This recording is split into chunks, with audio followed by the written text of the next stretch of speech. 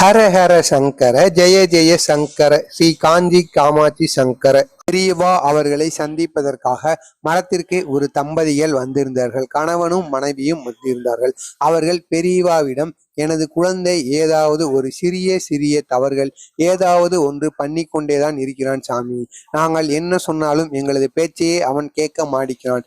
எங்களால் அவனை அடிக்கவும் மனது வரம்பாடிக்கிறது என்பதால் அவனது சேட்டையானது மிகவும் அதிகமாகி கொண்டே இருக்கிறது.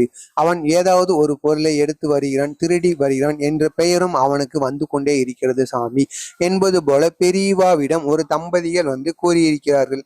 அதற்கு பெரியவா அவர்கள், நான் ஒரு கதை சொல்கிறேன், இதை நீயும் உணர்ந்து இதற்கு அப்புறமாவது உனது குழந்தையை நீ இவ்வாறு வளர்த்து வர வேண்டும் என்பது போல பெரியவா அவர்கள் எடுத்துக்காட்டுக்காக நடந்த ஒரு உண்மை கதையை கூறியிருக்கிறார். அந்த அவர்களை பார்க்க வந்த தம்பதிகள் இருவரிடமும், கணவன் மனைவியிடமும். அது என்ன என்பதை காண்பதற்கு முன்பாக நமது சேனலுக்கு நீங்க புதிய பார்வையாளராக இருந்தீங்கன்னா சப்ஸ்கிரைப் பண்ணிட்டு பாருங்க. மறக்காம நம்ம சேனலை நம்ம வீடியோக்கு ஒரு லைக் கொடுத்துட்டு பாருங்க. இது ஒரு 4 பேருக்கு ஷேர் பண்ணுங்க. ஏதோ உங்களால் முடிந்த ஒரு உதவியாக அவர்களுக்கு இருக்கட்டும். அதாவது பெரியவா அவர்கள் இதற்கு முன்பாக காஞ்சி மடத்துல வந்து இருக்கும் பொழுது அநாத குழந்தைங்களை வந்து இவங்க வந்து வளர்த்துட்டு வர்றது வந்து, அநாத குழந்தைங்க வந்து இவங்க ஆசிரம மரத்துல வந்து வச்சிருப்பாங்களாம். அப்படி வளர்த்துட்டு வரும்போது அங்க வந்து ஒரு குழந்தைக்கு வந்து இவருக்கு தேங்காய், அதாவது அவங்களுக்கு வந்து சட்னி இல்லாம வெறும் பொடி இருக்கும் அல்லவா, இட்லி பொடி என்று கூறுவார் அல்லவா, அதே போலதான் அவங்க சாப்பாடு வந்து வச்சு சாப்பிட்டு வருவாங்களாம், தோசைக்கும் இட்லிக்கும். அதில் ஒரு குழந்தைக்கும் அவனது நண்பனுக்கும் எப்படியாவது இங்க, அதாவது ஆசம் மரத்துல வந்து தேங்காய் இருக்கும், அந்த தேங்காயை எடுத்து எப்படியாவது நாம் வந்து தேங்காய் சட்னியை போட்டு சாப்பிட வேண்டும் என்பது போல ஒரு ஆசையில் அவர்கள் வந்து இந்த தேங்காயை எடுத்து, அதாவது இரவு நேரத்தில் யாருக்கும் தெரியாமல் இந்த தேங்காவை எடுத்து இவ்வாறு செய்து விடலாம் என்பது போல பெரியவாவிடம் யாரிடமே கூறாமல் இவர்கள் இருவருமே இந்த செயலை வந்து செய்திருக்கிறார்கள். ஆனால் பெரியவாவின் சீடர்கள் இவர்கள் இந்த தேங்காயை எடுத்துட்டு செல்லும் பொழுது பார்த்து விட்டார்கள். பார்த்து விட்டதும் பெரியவாவிடம் இவர்கள் இருவரையுமே அடித்து அந்த தேங்காயையும் கையில் வாங்கி கொண்டு, பெரியவா இவர்கள் இருவரும் இந்த தேங்காயை யாருக்கும் தெரியாமல் திருடி விட்டார்கள் என்பது போல அந்த இருவரின் மேலும், அந்த சிறு குழந்தைகள் அந்த இருவரின் மீதும் திருடி விட்டார்கள் என்ற பட்டத்தை போட்டு விட்டார்கள். அந்த இரு குழந்தைகளின் மனமும் மிகவும் புண்படுத்தப்பட்டது. ஆனால் பெரியவா அவர்கள், நீ எப்படி அவர்கள் வந்து திருடினார்கள் என்று கூறுவாய்? அவர்கள் வந்து உன்னிடமும் என்னிடமும் கேட்காமல் தான் எடுத்திருக்கிறார்கள். கவனமாக புரிந்து கொள்ள வேண்டும். திருடியதற்கும் கேட்காமல் எடுத்ததற்கும் நிறைய வித்தியாசங்கள் இருக்கிறது என்பது போல அந்த சீடரையும் சத்தம் போட்டுவிட்டு அந்த குழந்தைக்கு ஒரு பாடத்தை வந்து பெரியவா அவர்கள் கற்பித்து கொடுத்திருக்கிறார். அதாவது உனக்கு என்ன பொருள் வேண்டுமானாலும் அதை வந்து என்னிடமோ அல்லது எனது சீடரிடமோ அங்க யார் இருக்கிறார்களோ அவரிடம் நீ கூறிக்கொண்டு எடுத்துக்கொள், அதில் ஒன்று தவறு கிடையாது. நீ வந்து கேட்காமல் எடுத்தால் அதற்கு பேரு திருட்டு. அதை நீ இப்பொழுதாவது புரிந்து கொள்ள வேண்டும் உனது வாழ்க்கையில். எனவே உனக்கு எந்த பொருள் வேணுமோ அதை வந்து அடுத்தவர்களிடம், அந்த பொருள் யாரிடம் இருக்கிறதோ அவரிடம் கேட்டு உரிய முறையில் நீ அந்த பொருளை வந்து எடுத்துக்கொண்டால் அதற்கு பேர் திருட்டு கிடையாது. இல்லை என்றால் உன்னை வந்து களவு என்று கூறுவார்கள் என்பது போல அந்த பையனுக்கு வந்து பாடத்தை அளித்திருக்கிறார் பெரியவா அவர்கள். இதற்கு அப்புறமாக அவர்களை பார்க்க வந்து தம்பதிகளிடம் இதை கூறியிருக்கிறார். அதாவது நீ வந்து எதையுமே பார்க்காம அவன் வந்து திருடிட்டான், இப்படி சேட்டை பண்றான், அப்படி பண்றான், இப்படி பண்றான் நீ வந்து சொல்லக்கூடாது. நீ தான் அவங்களுக்கு வந்து எடுத்து புரிய வைக்கணும். அவங்களுக்கு வந்து புரிகிற மாதிரி நீ எளிய முறையில் கூறினாலே குழந்தைகளுக்கு வந்து எளிய முறையில வந்து புரிஞ்சிடும். நீ வந்து அரட்டினாலோ சத்தம் போட்டாலோ அவங்க வந்து கேட்க மாட்டாங்க.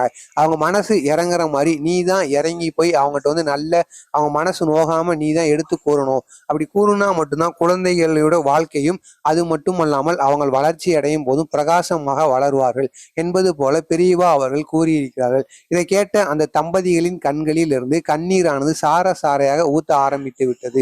ஏனென்றால் நாம் இதுவரை அவர்கள் அடிக்காமல் திட்டி கொண்டே இருந்தோம், சத்தம் போட்டு கொண்டே இருந்தோம். இதனால்தான் நமது குழந்தையை வந்து இவ்வாறு நமது பேச்சை வந்து கேட்காமல் இருந்திருக்குமோ, இதுக்கப்புறமாவது நம்ம குழந்தையை வந்து எப்படியாவது நன்றாக வளர்க்க வேண்டும் என்ற முயற்சியில் அந்த தம்பதிகள் பெரியவாவை வணங்கிவிட்டு வீடு திரும்பி விட்டார்கள். எனவே நீங்களும் உங்களது குழந்தைகளை வளர்க்கிறீர்கள் என்றால் அவர்களை வந்து அடிப்பதை சத்தம் போடுவதை விட்டுவிட்டு அவர்கள், அதாவது சிறிய குழந்தைகளுக்கு எப்படி சொன்னால் மனதானது, அவர்கள் மனது வந்து மிகவும் பிஞ்சு மனது, அந்த பிஞ்சு மனதுக்கு எந்த முறையில் காயப்படுத்தாமல் புரிகிற முறையில் மனது இறங்கி சொல்ல முடியுமோ அந்த அளவுக்கு நீங்க வந்து இறங்கி சொல்லணுமாங்க. அப்படி சொன்னா மட்டும்தான் குழந்தைகள் வந்து உங்களது பேச்சை தட்டாம கேட்பாங்களாம். எதிர்காலத்திலயும் நீங்க சொல்ற அனைத்துமே அவங்க வந்து செய்வாங்களாம். இல்லைன்னா நீங்க சத்தம் போட்டு அடித்தாலோ அவங்களோட மன வருத்தமும் அதிகமாகி கொண்டேதான் இருக்கும். இதனால் உங்கள் மீதும் கோபம் வந்து அவர்கள் ஏதாவது சேட்டைகளையும் தவறுகளை செய்து கொண்டே இருப்பார்கள் என்று பெரியவா அவர்கள் கூறியிருக்கிறார்கள்.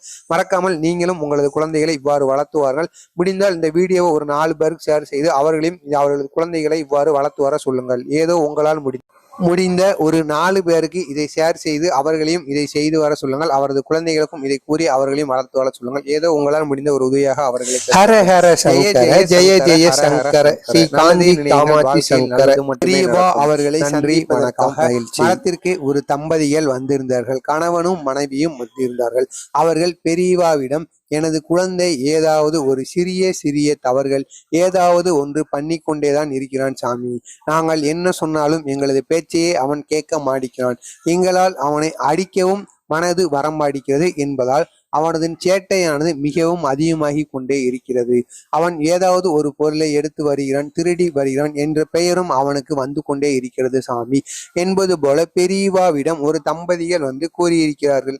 அதற்கு பெரியவா அவர்கள், நான் ஒரு கதை சொல்கிறேன், இதை நீயும் உணர்ந்து இதற்கு அப்புறமாவது உனது குழந்தையை நீ இவ்வாறு வளர்த்து வர வேண்டும் என்பது போல பெரியவா அவர்கள் எடுத்துக்காட்டுக்காக நடந்த ஒரு உண்மை கதையை கூறியிருக்கிறார். அந்த அவர்களை பார்க்க வந்த தம்பதிகள் இருவரிடமும் கணவன் மனைவியிடமும் அது என்ன என்பதை காண்பதற்கு முன்பாக நமது சேனலுக்கு நீங்க புதிய பார்வையாளராக இருந்தீங்கன்னா சப்ஸ்கிரைப் பண்ணிட்டு பாருங்க. மறக்காம நம்ம சேனலை நம்ம வீடியோக்கு ஒரு லைக் கொடுத்துட்டு பாருங்க. இது ஒரு 4 பேருக்கு ஷேர் பண்ணுங்க. ஏதோ உங்களால் முடிந்த ஒரு உதவியாக அவர்களுக்கு இருக்கட்டும். அதாவது பெரியவா அவர்கள் இதற்கு முன்பாக காஞ்சி மடத்துல வந்து இருக்கும் பொழுது அநாத குழந்தைங்களை வந்து இவங்க வந்து வளர்த்துட்டு வர்றது வந்து அநாத குழந்தைங்க வந்து இவங்க ஆசிரம மரத்துல வந்து வச்சிருப்பாங்களாம். அப்படி வளர்த்துட்டு வரும்போது அங்க வந்து ஒரு குழந்தைக்கு வந்து இவருக்கு தேங்காய், அதாவது அவங்களுக்கு வந்து சட்னி இல்லாம வெறும் பொடி இருக்கும் அல்லவா, இட்லி பொடி என்று கூறுவார் அல்லவா, அதே போலதான் அவங்க சாப்பாடு வந்து வச்சு சாப்பிட்டு வருவாங்களாம், தோசைக்கும் இட்லிக்கும். அவன் அதில் ஒரு குழந்தைக்கும் அவனது நண்பனுக்கும் எப்படியாவது இங்க, அதாவது ஆசம் மரத்துல வந்து தேங்காய் இருக்கும், அந்த தேங்காயை எடுத்து எப்படியாவது நாம் வந்து தேங்காய் சட்னியை போட்டு சாப்பிட வேண்டும் என்பது போல ஒரு ஆசையில் அவர்கள் வந்து இந்த தேங்காயை எடுத்து, அதாவது இரவு நேரத்தில் யாருக்கும் தெரியாமல் இந்த தேங்காவை எடுத்து இவ்வாறு செய்து விடலாம் என்பது போல பெரியவாவிடம் யாரிடமே கூறாமல் இவர்கள் இருவருமே இந்த செயலை வந்து செய்திருக்கிறார்கள்.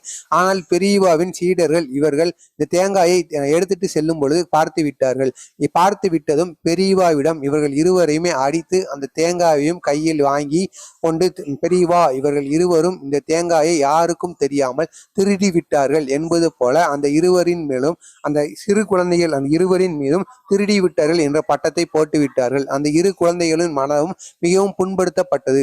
ஆனால் பெரியவா அவர்கள், நீ எப்படி அவர்கள் வந்து திருடினார்கள் என்று கூறுவாய்? அவர்கள் வந்து உன்னிடமும் என்னிடமும் கேட்காமல் தான் எடுத்திருக்கிறார்கள். கவனமாக புரிந்து கொள்ள வேண்டும். திருடியதற்கும் கேட்காமல் எடுத்ததற்கும் நிறைய வித்தியாசங்கள் இருக்கிறது என்பது போல அந்த சீடரையும் சத்தம் போட்டுவிட்டு அந்த குழந்தைக்கு ஒரு பாடத்தை வந்து பெரியவா அவர்கள் கற்பித்து கொடுத்திருக்கிறார். அதாவது உனக்கு என்ன பொருள் வேண்டுமானாலும் அதை வந்து என்னிடமோ அல்லது எனது சீடரிடமோ அங்க யார் இருக்கிறார்களோ அவரிடம் நீ கூறிக்கொண்டு எடுத்துக்கொள், அதில் ஒன்று தவறு கிடையாது. நீ வந்து கேட்காமல் எடுத்தால் அதற்கு பேரு திருட்டு. அதை நீ இப்பொழுதாவது புரிந்து கொள்ள வேண்டும் உனது வாழ்க்கையில். எனவே உனக்கு எந்த பொருள் வேணுமோ அதை வந்து அடுத்தவர்களிடம், அந்த பொருள் யாரிடம் இருக்கிறதோ அவரிடம் கேட்டு உரிய முறையில் நீ அந்த பொருளை வந்து எடுத்துக்கொண்டால் அதற்கு பேர் திருட்டு கிடையாது. இல்லை என்றால்